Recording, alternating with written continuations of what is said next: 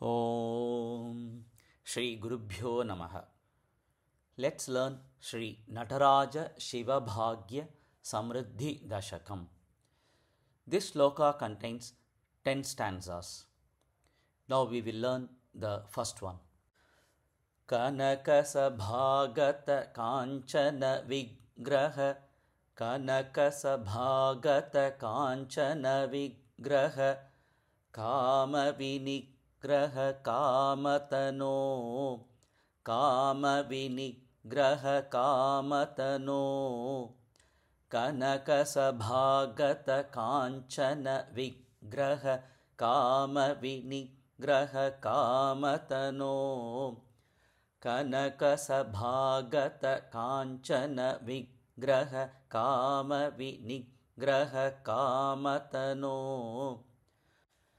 Kalikalitakhila papamalapaha Kalikalitakhila papamalapaha Kritti samavrita deha vibho Kritti samavrita deha vibho Kalikalitakhila papamalapaha Kritti samavrita deha vibho Kalikalitakhila papamalapaha Kritti samavrita deha vibho Kuvalaya sannibha ratna vinirmita Kuvalaya sannibha ratna vinirmita Divya kirita subhashtatano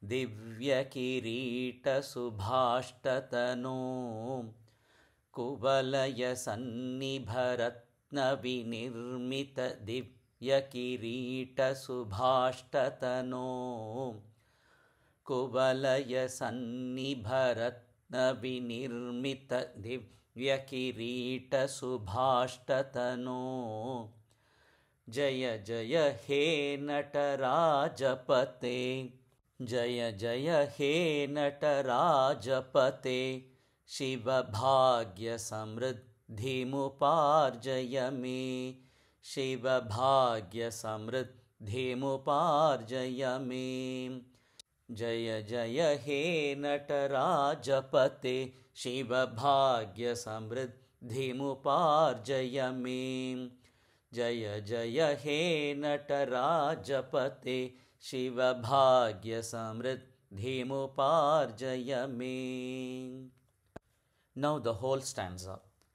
Kanakasabhagata Kanchana Vigraha Kama Vinigraha Kamatano Kalikalitakhila papamalapaha Kritti samavrita deha vibho Kuvalaya sannibha ratna vinirmita Divya kirita subhashtatano Jaya Jaya He Natarajapate Shiva Bhagya Samriddhi Muparjayame Kanakasabhagata Kanchana Vigraha Kama Vinigraha Kamatano Kalikalitakhila papamalapaha Kritti samavrita deha vibho Kuvalaya sannibha ratna vinirmita Divya kirita subhashtatano